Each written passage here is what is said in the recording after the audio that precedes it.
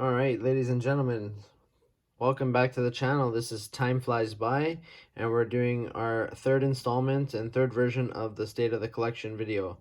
So we're going to start off with some sport pieces that I have. I left the sport kind of section, dive section for last, and just general, the last bit of the collection, the sport pieces. So I'm going to start with an everyday kind of collector. It's a kind of a collector's edition.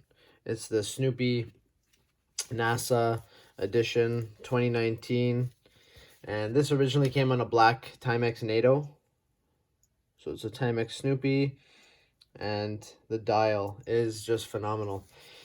It's so hard to capture on camera, but that texture is crazy. You can see it around his kind of space helmet there.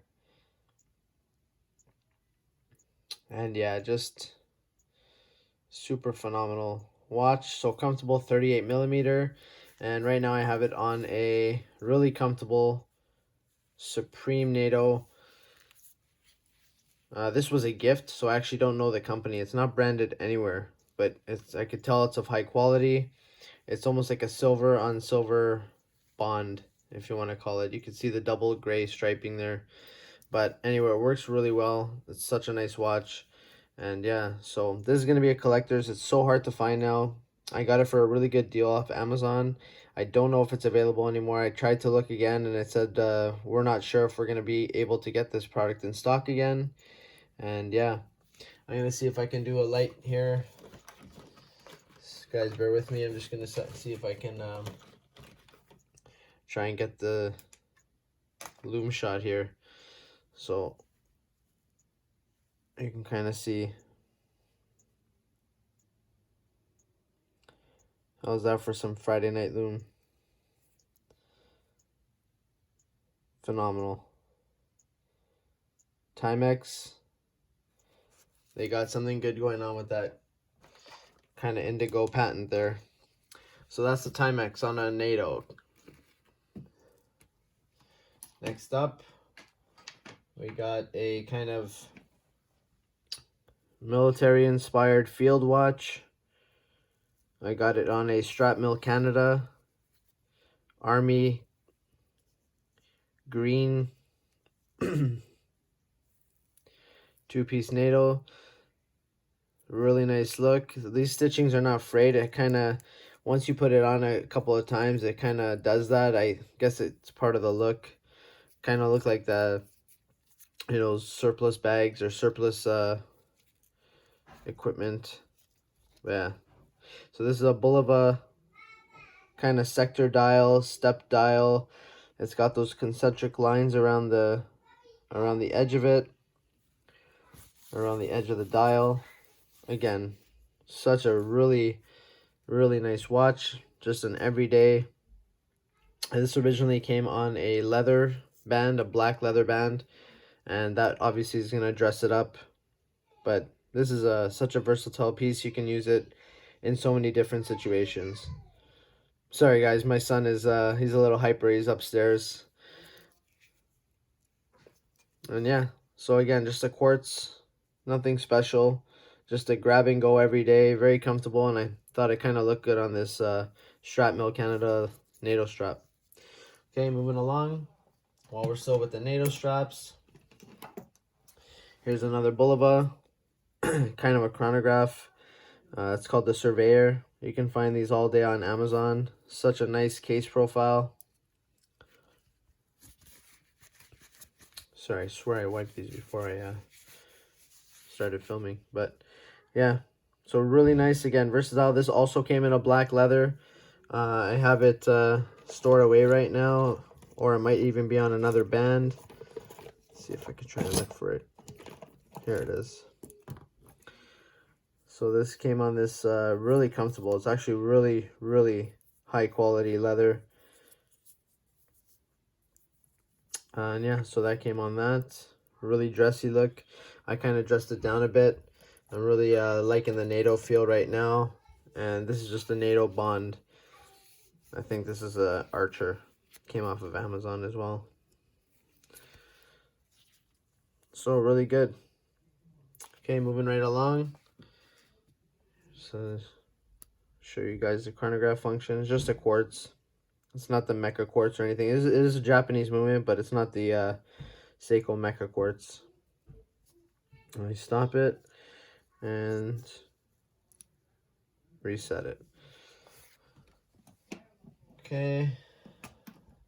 Now we're gonna get into one of the earlier Seikos that I got in the collection. So everyone was going crazy over these little Seiko 5 Sports. And this one here is no different. This one is amazing. This is the SNKL 45. Kind of bought this before all the hype started. I bought this a while ago. I think this was early 2015, 2016. And it's got that beautiful sunburst. Depending on the light, you can kind of see it there. It's almost like a chocolatey brown.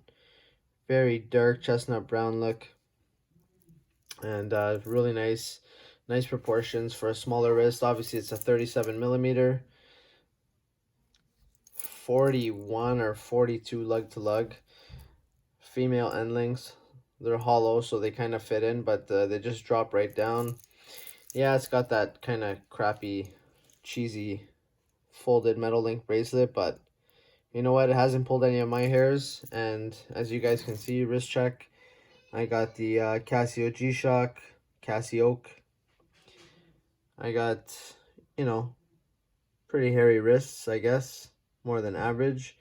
And yeah, this hasn't pulled any of my wrist hairs, so it's very comfortable. I love the small watches. I'm actually looking to get probably another couple of ones in the future, and I'll touch on that later. But that 36 to 38 millimeter size is probably my comfort zone. 42 is maximum for me. I got a couple of 42s you guys will see later. And yeah, but this guy here, like the indices applied, that Seiko logo applied, the Seiko 5 badge applied, the Dauphine hands with loom in the middle, loom pips on all the markers. You got the 7S26, so date complication. Obviously this is an automatic, and you guys can see the case back there. So not the prettiest movement like people say, but I like it. Sometimes I'll take it off and I'll still stare at it just to see what's going on. The other 7S26 movement I have has a solid case back, so you can't really get a good look in it, but it's good to see the movement ticking away back there. Sorry again about my son upstairs. He's having a good time with his mom. He's in a good mood, so sorry for the noise, but he's a 2-year-old. Can't really quiet them down that much. Okay, so that's the first Seiko in the collection. Now we're going to jump to the next one. And here's another Seiko. So this is the Hulk KX. Obviously this is the 42.5 millimeter. Some people call it the 43. And 4R36 movement. There you go. A little bit nicer than the 7S26. Got the Seiko, new Seiko logo on the rotor there. And yeah, a really nice watch as well.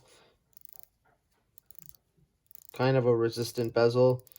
Not as easy to let it fly, but it's got a pretty good feel. Doesn't really line up. You kind of got to set it back into position, but yeah, it's not bad. So just hand winding. Oh, it's not even moving. So hand winding. Give it about 10-15 turns. And there you go, it's ticking away. So these 4R36s have been really good for me. I got it right now on a Archer quick release kind of canvas. Really nice strap, guys. Really comfortable. I love it. It's a 22 millimeter. Very comfortable. Got the reinforced holes there, buckle holes. It's got a nice Tangen buckle finger there, so that's really nice. And yeah, it's comfortable. So again, obviously it's going to drop straight down, so that 46 lug to lug is going to be even more comfortable with a band like this. It did come on the original band. I have it right now on my SKX 009J. This is the next one in the collection, so I kind of got this one first, and I got this one after. So again, I got this one about 3 years ago now, before all the discontinued hype and before all the hype of this. And all I knew is that I wanted to get the Japanese model, the JDM. And that's what this one is here. This is the, you can see the 21 jewels under the dial, and or on the dial, sorry, under the Divers 200. So this is made in Japan, and this one has a really nice bezel. Lines up. It's hard to see on an angle, but it's got a much better feel than the Hulk AX. There you go. Clicks right in. Everything lines up. And I don't need to say much more about this. This is just a really, really nice watch. Okay. So, and obviously, I wear the crap out of them. Like, this gets beat up. This gets punished. Obviously, it's got the Hardlex. And as far as I know, it doesn't have any major scratches. But for 3 years, wearing it almost every day, or part of my rotation anyway, it's got a couple of scratches there, but nothing that's going to bother me. This is made to get worn. It's a true beater. It's been in the ocean. It's been in the lakes. It's been desk diving. It's pretty much everywhere. It's gotten beat up. And I'm not going to baby it. This is not going to be sold anytime soon, so this is staying with me for quite a while. Okay, so that's the 3 Seikos that I got so far. Hulk AX, SKX, and we're going to move on to my favorite Seiko, and this is the SRPD27, sorry, SRPD25. The 27 is the black one. This is the SRPD25K1 on bracelet, stock bracelet. Okay, so standard affair, nice and slim, double pushers with the safety lock, and then it also has the diver's extension.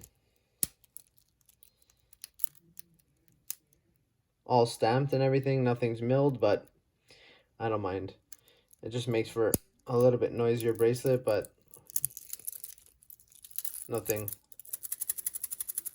that you can it's just really nice. Again, Hardlex. I've had this for about 2 years now, and this is my favorite Seiko. Beautiful bezel. This one also lines up. I don't think people are having issues with the Monster not lining up.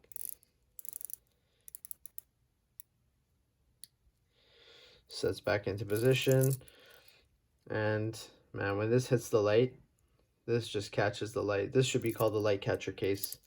I love the way that the polished bezel, the brush sides, the way that the brushing is, it just catches all the light.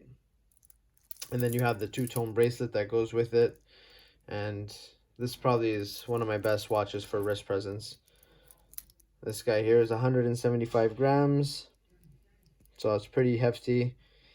This is my biggest watch, my heaviest watch, and this is probably the biggest and heaviest that I'll go.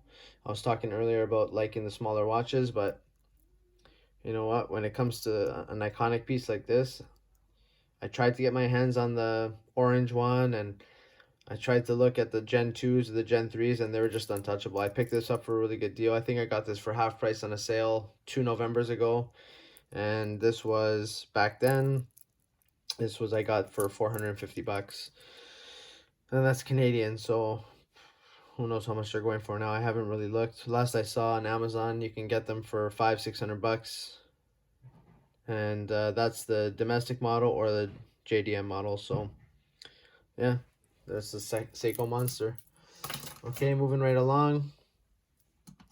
I got the second homage watch in my collection. The first one was that kind of dress watch. If you guys go back, you can look at the video of my dress watches, state of the collection.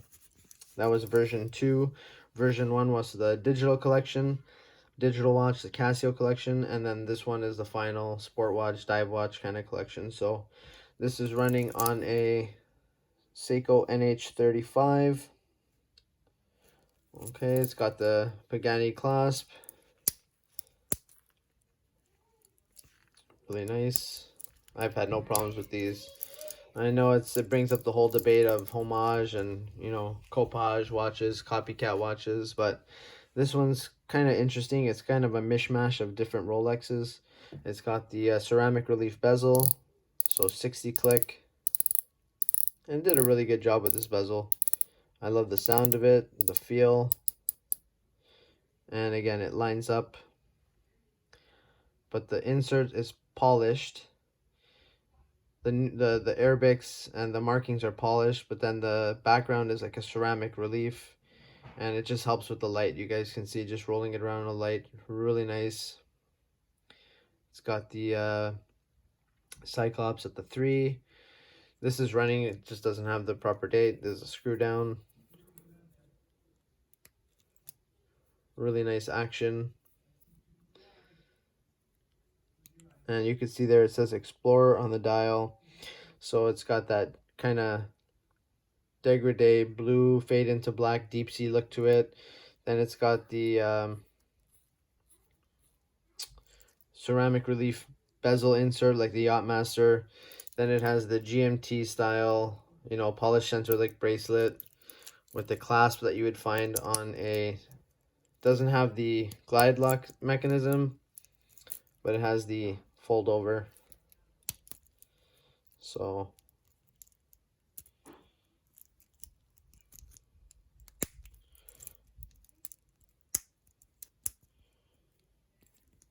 and it's been pretty good. It's got that Seiko movement, 40 millimeters, really comfortable.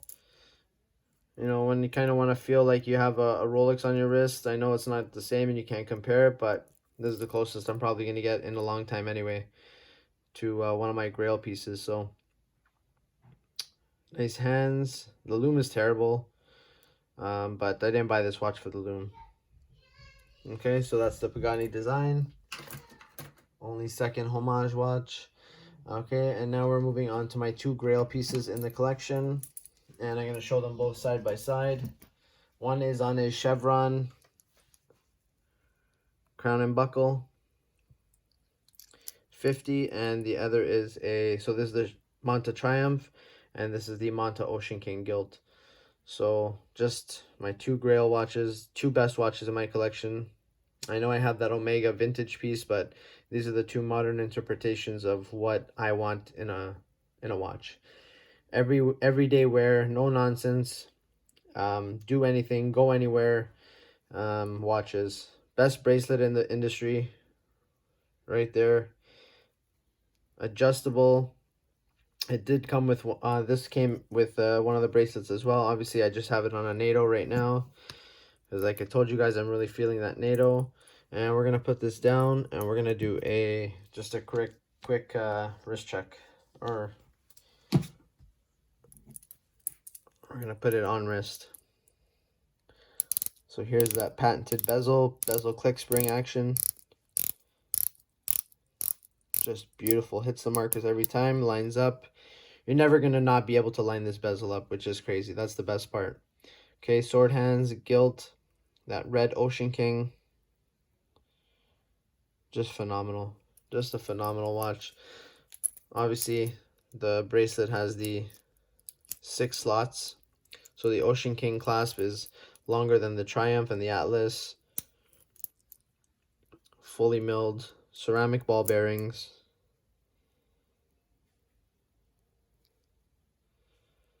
Just fantastic piece. Monte Ocean King. Okay, let's do a wrist shot.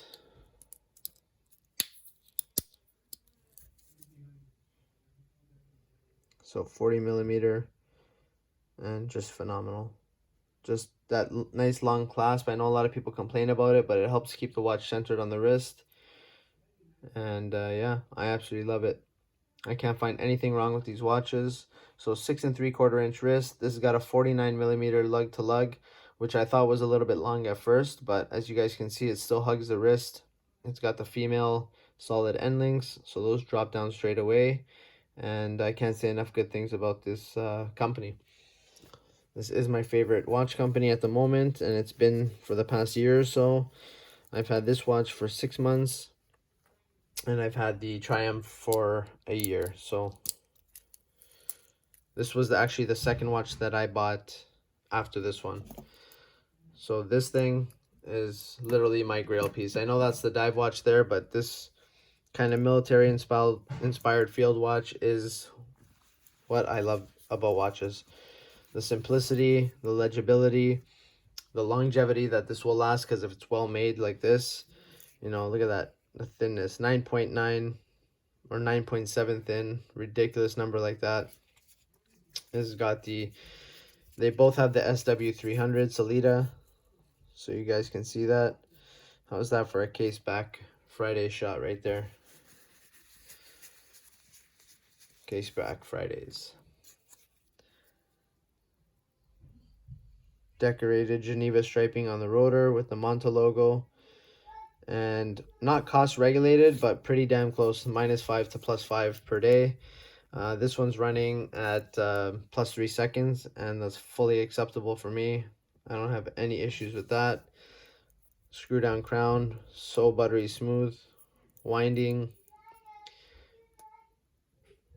date change, and then hack. Look at that crown.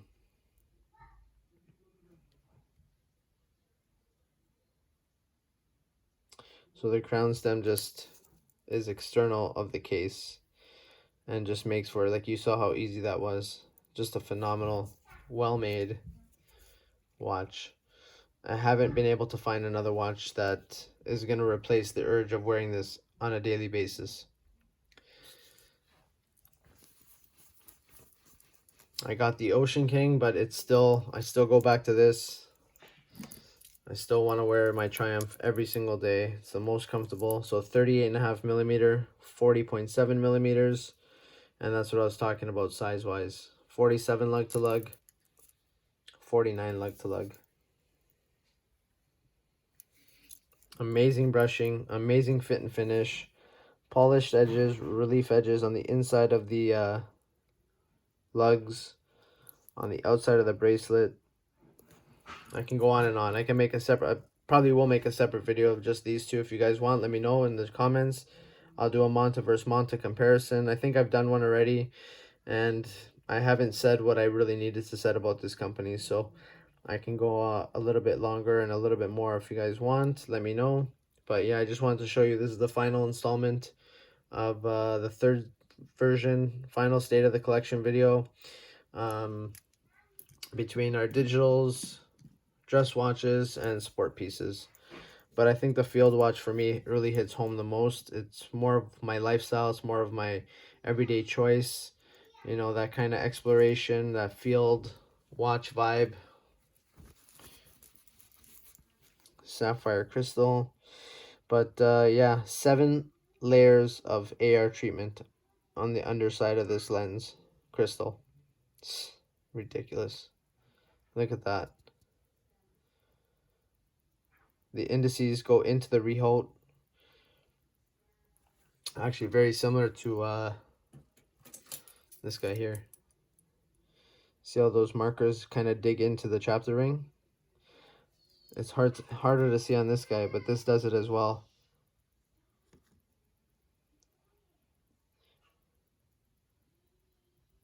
So, like I said, a little bit harder to see, but it kind of digs into that chapter ring as well.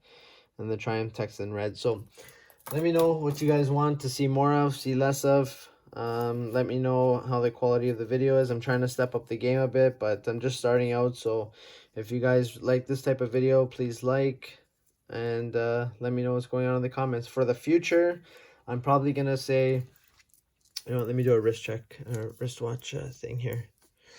It's kind of hard on camera, but yeah, I think for the future, what I'm looking at next is a Smith's Air Ministry.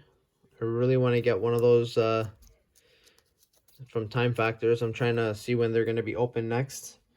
There's a 38.5 millimeter. on a 6 3/4 inch wrist with a crown and buckle, single pass chevron. Beautiful. So yeah, so the Smith's Air Ministry PRS 29, I believe, or the PRS 25, or the next one is going to be probably the it's a smaller watch, something like this. I think the Everest Expedition. So the two kind of off-white cream dials, that's what I'm looking at next, as I don't have that many in the collection and I really want to experience one of those high-end homages. And that's going to be probably my third and final homage in the collection, but that one there's a true homage of like the Expedition, you know, grail piece if you want, other than buying a Rolex Explorer. But I believe that one there has got the same specs pretty much, case-wise and dimensions. Obviously the movement's not the same, but it's got that really nice history, and I'd really love to experience one of those watches. So yeah, just waiting for Time Factors to open and I'll probably jump on that. Okay guys, one last look at the Ocean King. Take care and see you in the next vid.